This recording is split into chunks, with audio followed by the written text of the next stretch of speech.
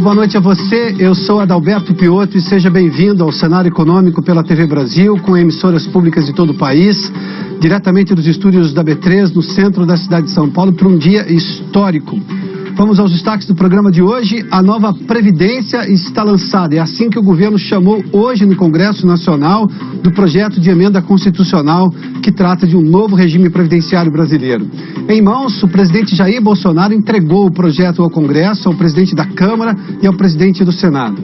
E fez uma convocação à responsabilidade por uma previdência social sustentável no longo prazo é de todos nós. E também um pedido aos parlamentares. Eu conto com vocês para aperfeiçoar o projeto, ou seja, numa sinalização clara que pretende trabalhar com o Congresso durante toda a tramitação, e é uma tramitação longa. São as comissões que vão analisar o projeto, sobretudo na questão constitucional, 2 votações na Câmara, 2 votações no Senado e só então vai para a sanção presidencial. O economista Jason Vieira me acompanhará hoje durante todo o programa para analisar os principais pontos da reforma da Previdência. O cenário econômico está no ar.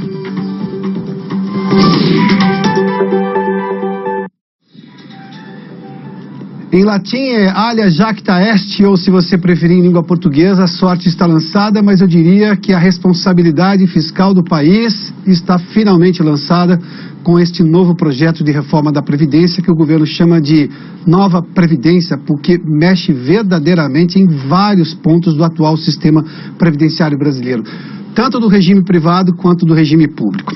O projeto de emenda à Constituição, que reforma esse sistema da Previdência brasileira, foi entregue hoje pelo presidente Jair Bolsonaro aos presidentes da Câmara e do Senado, foi pessoalmente ao Congresso Nacional, como ele já havia antecipado. Ao lado do presidente, seus ministros e os presidentes da Câmara, Rodrigo Maia e Davi Alcolumbre, do Senado. Bolsonaro fez uma convocação para uma Previdência sustentável e mais justa. Acompanhe. Sou igualzinho a vocês. Somos iguais. Temos o mesmo propósito e o mesmo ideal. A proposta é que, no momento, chega aqui, nós sabemos das dificuldades, mas todos nós, no Brasil, contamos com a competência, com o patriotismo e com o compromisso dos senhores de salvar o Brasil economicamente.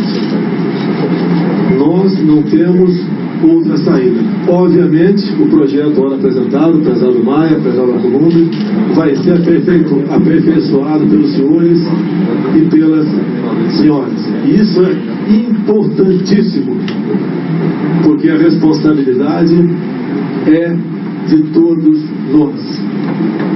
E nós temos que, juntos, realmente mostrar, não para o mundo, mas primeiro para nós mesmos, que nós erramos no passado, eu errei no passado, e temos uma oportunidade ímpar de realmente garantir para as futuras gerações uma previdência onde todos possam receber.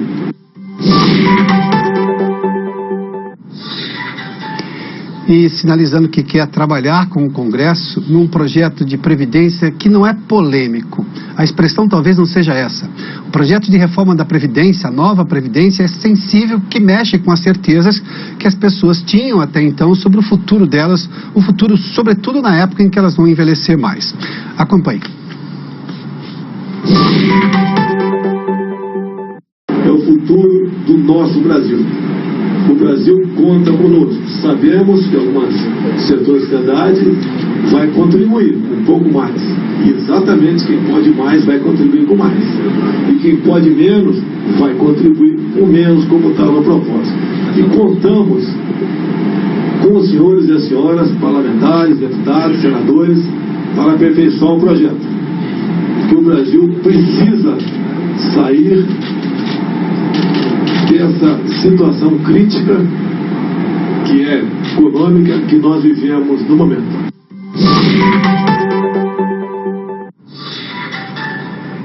Especificamente sobre a questão econômica, o ministro da Economia, presente exatamente neste evento em que o presidente da República foi ao Congresso entregar o projeto de reforma da Previdência, o ministro Paulo Guedes, disse que a nova Previdência reduz privilégios, reduz desigualdades e vai permitir a geração de empregos.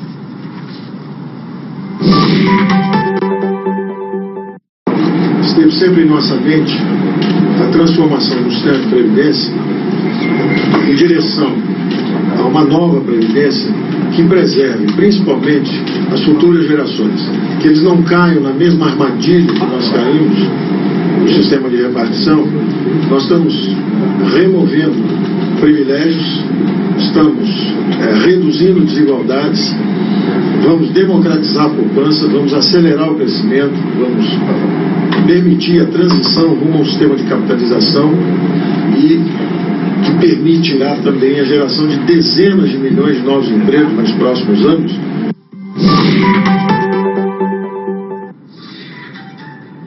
Bom, de histórico, sobretudo neste trabalho do governo agora com o Congresso para a reforma da Previdência, de histórico, de especial, também um programa especial, um economista da Infinity Asset, Jason Vieira está conosco. Jason, bem-vindo, viu? Obrigado, Pedro. Nós temos alguns pontos, mas eu já vou fazer menção. Eu falei que o ministro da Economia tinha dito em reduzir desigualdades, sim, mas ele falou de remover privilégios, o que é um termo extremamente mais grave, mais duro, diga-se de passagem. Aliás, eu acho que em ocasiões anteriores que nós estivemos conversando aqui, foi uma das coisas que nós mais levantamos. O Brasil, acima de reduzir desigualdades, ela precisa de desigualdades ao reduzir privilégios. Nós temos uma casta de privilegiados no Brasil que confundem o privilégio com o direito adquirido. Não é porque está na lei que é moralmente aceitável, é isso que precisa se entender, e que o seu direito adquirido precisa se sobrepor de alguma maneira ao restante do país.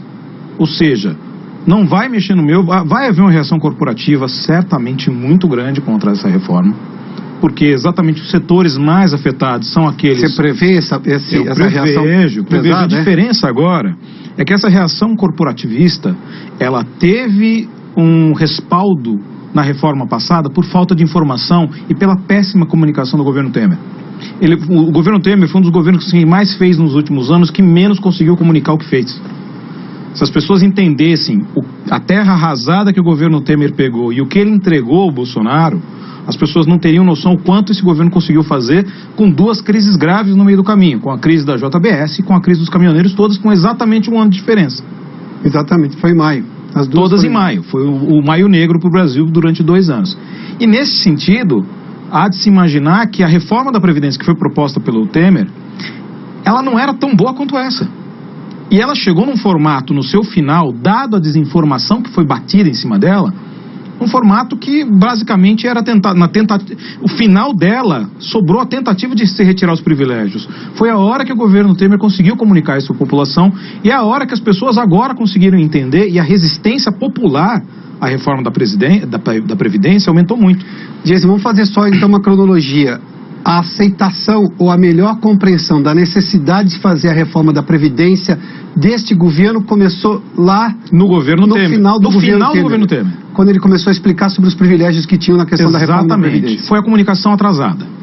Devia ter sido feita lá atrás, mas obviamente 2 eventos de disrupção no meio do caminho acabaram levando aqui no final. Apesar de ser mais aceitável, o Congresso já não ligava mais, porque era um Congresso em transição, com uma parcela significativa dos deputados e senadores não tendo sido reeleitos, quase que uma maioria. Havia já um desinteresse parlamentar. O desinteresse parlamentar se tomou conta ali depois da eleição, e daí a gente entende como funciona mais ou menos o Congresso, e fora o processo eleitoral também, que toma um tempo considerável. Eu vou me dar aqui a liberdade de fazer uma menção, quase uma análise sociológica. Nós tivemos uma continuidade. No Brasil, continuidade era raro de acontecer. Sim, sim. Por esse aspecto, ou seja, a compreensão começada lá está recebendo benefício, e agora este governo está recebendo esse benefício. Nós podemos dizer que um projeto de governo ultrapassou a fronteira eleitoral, que era uma coisa que não costuma acontecer no Brasil.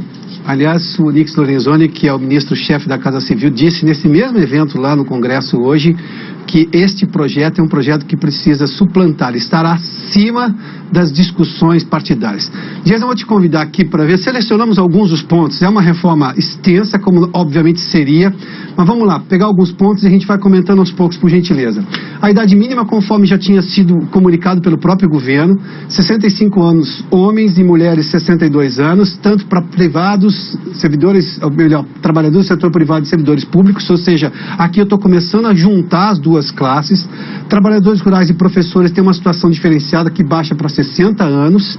Aqui a gente pode dizer que não é exatamente privilégio, mas é uma situação diferenciada.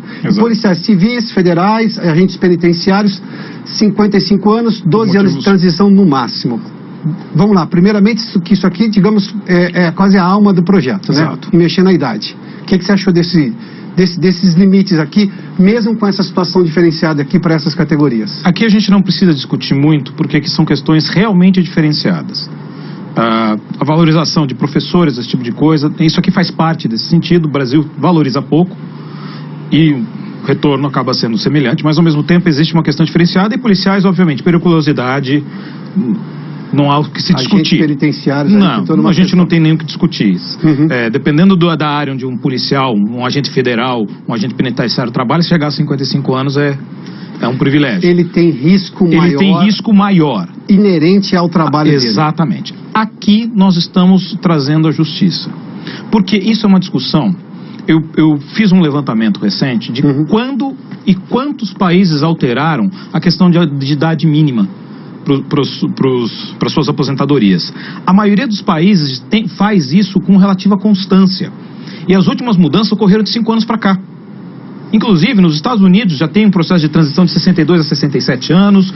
Você teve na Europa diversos países. É uma discussão global por questões de tábua atuarial. Para a gente explicar para o público o que é a tábua atuarial, é aquilo que é o que você tem de expectativa de vida do momento que você se aposenta vis-à-vis o que você contribuiu. As pessoas estão vivendo mais, com melhor qualidade de vida, e, na verdade, elas estão demandando mais previdência. O que é um ganho, mas gera, obviamente, um custo. Um custo. Esse custo precisa ser coberto. Como se cobre esse custo? Para que as novas gerações, que têm uma expectativa de vida muito superior às gerações que já estão aqui, se aposentem mais tarde, para que contribuam por mais tempo, para que o sistema não quebre. É uma situação simples. E aí você vai ter todo o processo de transição de novos modelos previdenciários que são mais modernos do que a gente tem aqui no Brasil. E aí, efetivamente, até pela capitalização, escolha do seu próprio sistema de capitalização, tudo isso acaba sendo... Até porque esse projeto também já contempla a cada 4 anos, por lei ordinária, ou seja, sem uma reforma à Constituição, mexer nessa idade também. Exatamente, que é o que acontece nos outros países. Para atualizar a regra daquele país, a situação do país em si. Exato. Polêmica vai haver sempre. Porque todas as pessoas pensam de maneira individual. A pessoa está preocupada, mas o Brasil tem uma cultura estranha de uma aposentadoria com 50 e poucos anos. Você fala isso fora do Brasil, as pessoas estranham muito. Porque ninguém se aposenta com tão pouca idade no resto do mundo. Porque se você imaginando que a expectativa média de idade está ultrapassando 70 anos, essa pessoa ela pode, no fim, consumir mais tempo do que ela contribuiu. E a tábua atuarial, ou seja, a expectativa de vida após a aposentadoria, ela tem uma crueldade de esperar que você morra antes do tempo que você contribuiu. O que o Jason está dizendo é claramente, imagina um trabalhador que se aposentava aos 50 anos e havia casos de aos 49, aos 48 anos, o que ele contribuiu para a Previdência, como o regime atual é de repartição, o que ele contribuiu não pagava o que ele estava recebendo. E como nós temos hoje uma mudança, por exemplo, as mulheres dos anos 70 tinham 6 filhos, em média. Hoje elas têm 1,7, 1,8, menos que 2 filhos. Ou seja, menos gente vai entrar nesse sistema de repartição para pagar quem está aposentado. Bom, vamos lá, para a gente entender um pouco mais isso aqui. O tempo mínimo de contribuição, os trabalhadores privados 20 anos, servidores 25 anos. No caso deles, tem que ter 10 anos de serviço público e 5 anos no cargo especificamente para o qual, com o salário que eles estão aposentando.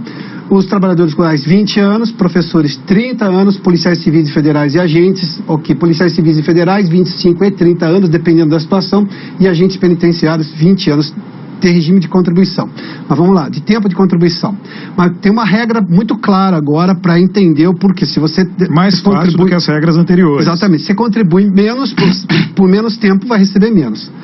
O mínimo para poder se aposentar, além da idade, e você tem que ter 20 anos de contribuição, vamos imaginar um homem, e 65 anos de idade, para receber 60% do benefício integral. A cada ano a mais que você tiver trabalhado, somam 2% do valor integral, ou seja, 2 pontos percentuais, o que seria 21 anos de trabalho, 65 anos de idade, 62% do benefício. Até chegar aos 40 anos, porque essa seria para se ter 100% do benefício agora, integral, 100% do benefício, 65 anos para homens, 62 anos para mulheres e 40 anos de contribuição para ter 100% do benefício dentro dessa regra do Ministério.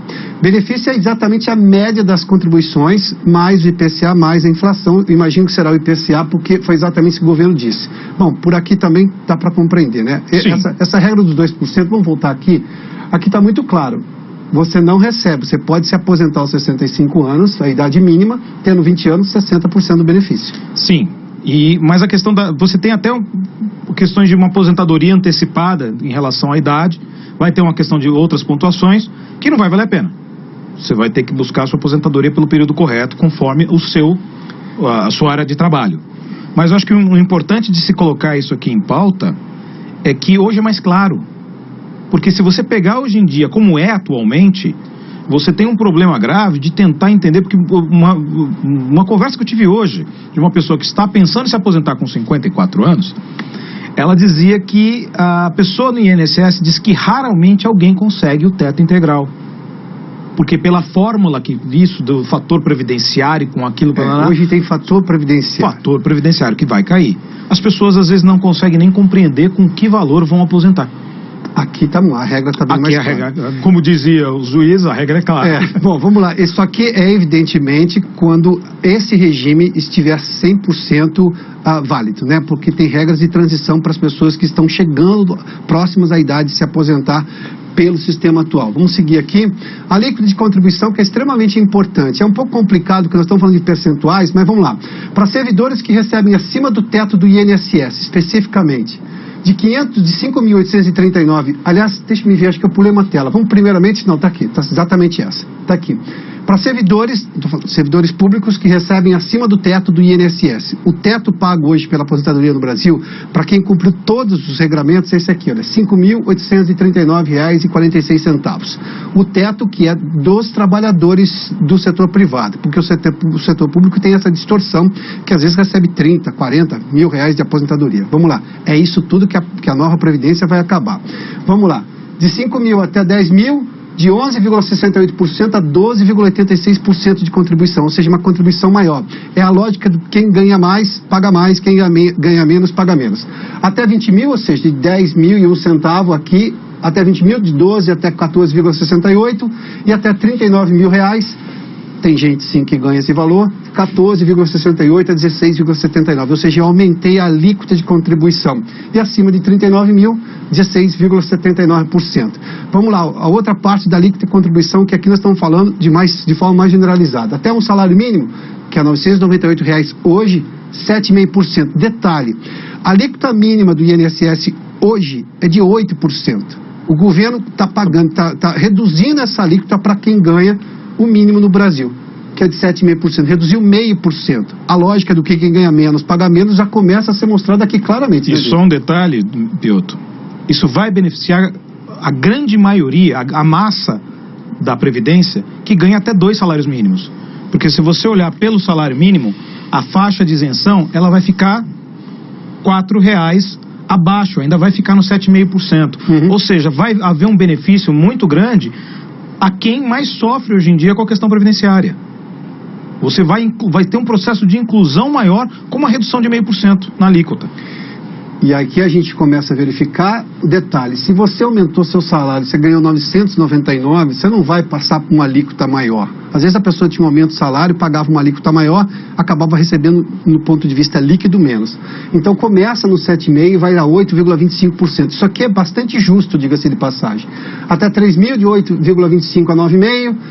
acima do teto, ou seja, ou até o teto, 5.839, de 9,5% até 11,68%, e a regra atual vai de 8% a 11%. Vamos lá para a gente concluir isso daqui. Benefícios da prestação continuada, isso aqui é exatamente aquele benefício de pessoas que não tiveram, que não contribuíram com a Previdência.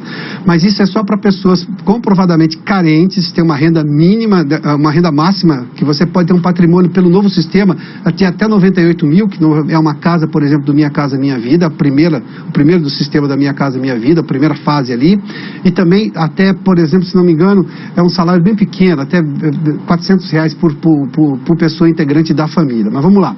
Idosos ou pessoas com deficiência acima de 65 anos, essa é a regra atual, um salário mínimo. Agora o governo antecipa esse benefício, porque isso aqui não é previdência, isso aqui é assistência social. A nova regra é a partir de 60 anos, e aí começa com R$400, para até os 70 anos, aí sim incorpora esse salário mínimo, um salário mínimo completo. Aqui nós estamos falando de assistência, mas obviamente nós estamos num país que tem desigualdades. Esse novo formato de antecipar o pagamento, mas prorrogar o valor integral de um salário mínimo aos 70 anos, você acha que é um tema que vai gerar polêmica? Porque aqui nós estamos falando de uma dor brasileira, né? Mas ao mesmo tempo que gera polêmica, você está incluindo pessoas no processo assistencial. Uhum. Ah, mas é menos que um salário mínimo. Eis o grande problema do salário mínimo às vezes no Brasil. Você não consegue gerar benefícios por conta deste referencial, que poderiam ser benefícios que são abaixo, é exatamente esse o caso. Tá. São abaixo do valor do salário mínimo, que para quem não tem nada, é o Bolsa Família. Tanto se falou mal do Bolsa Família, mas o Bolsa Família muitas vezes era muito baixo. Uhum. Daí a gente entende que R$400 é uma coisa que vai ajudar sim bastante gente. Vamos fazer um intervalo, daqui a pouco a gente volta com esse programa especial de análise da reforma da Previdência apresentada hoje no Congresso Nacional.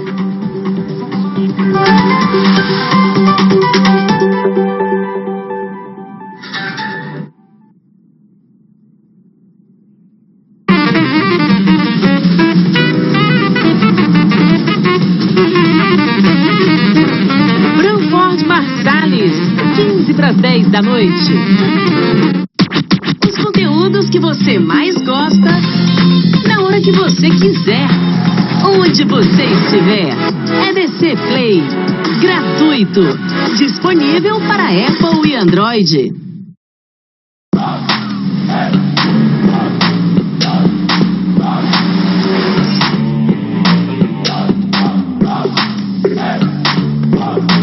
Completou 18 anos? Chegou a hora de viver uma nova experiência. Aliste-se nas Forças Armadas. O prazo vai até 30 de junho. Aliste-se já. Baixe o aplicativo do Exército ou acesse o site.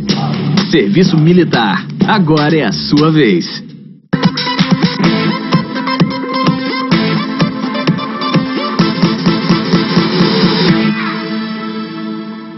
Lá vai o meu amor. Lá vai meu amorzinho. A música e toda a riqueza cultural de Mato Grosso do Sul. Com ele, Vanderlei Cabeludo. Toca pra nós! Vida Sertaneja. Todo sábado, 8 da manhã. Na TV Brasil, ainda melhor. Já está com saudades das séries da TV Brasil? Sim, foi um sucesso. Essa é a chance de rever suas preferidas. As emoções vão ser ainda mais fortes. Os romances avassaladores. Ai, para que eu tô me tremendo toda. Grandes histórias com episódios na sequência. Maratona de verão. De segunda a sexta, 00:45.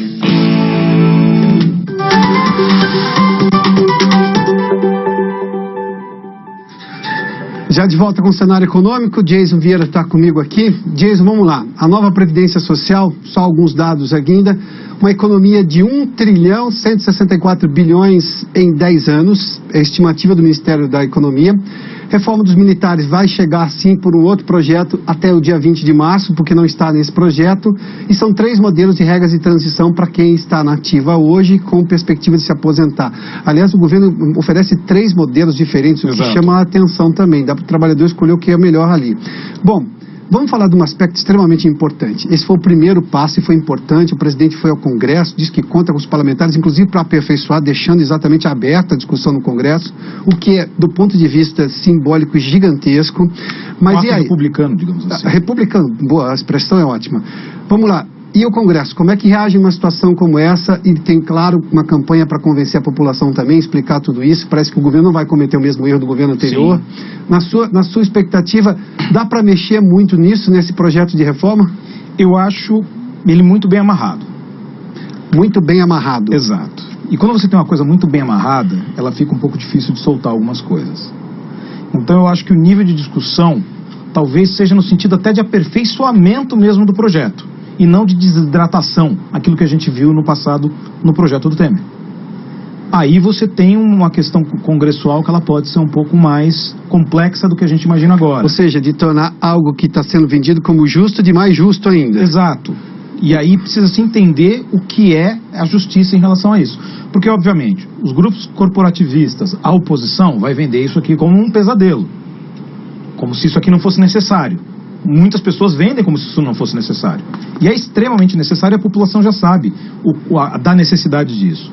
A grande questão que sobra é o governo tentar vender isso da maneira correta, não precisa adoçar a pílula, é vender da maneira correta, e que se houver algum aperfeiçoamento, que seja em cima do projeto. É talvez a dificuldade agora, porque vai se elevar muito o nível do debate. Não vai poder ser oposição só por oposição. Porque pontos importantes da reforma, se não forem, por exemplo, ela traz mais justiça em relação aos privilégios do setor público, que são grandes.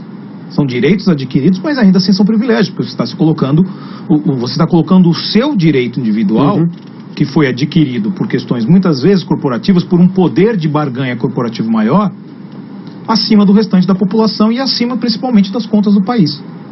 Ou seja, essa divisão está desigual. Aí você entrar nessa discussão sobre os pontos que ela tem, eu acho que idade mínima é difícil mudar, porque como eu te comentei, nós fizemos uma análise recente, diversos países fizeram alterações muito recentes e a média é 65 anos, porque tem país que está indo para 67, tem país que está indo para 68, tem país que está indo para 70.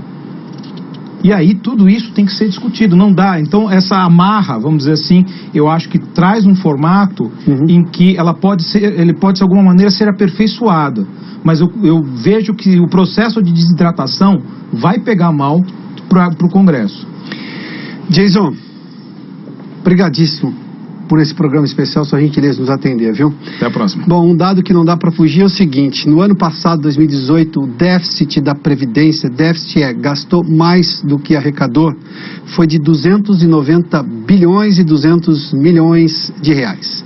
Isso vai sair de algum lugar. No caso do governo, sai de outras áreas que ele deixa de investir. E se ele deixa de investir e tem que investir por alguma outra força necessária, ele vai buscar dinheiro no mercado, emprestar dinheiro no mercado, e isso nunca é saudável. O governo está em déficit este ano, como esteve no ano passado, no ano anterior também. O Cenário Econômico termina aqui. Obrigado pela sua companhia, pela audiência. Boa noite a você. Até amanhã.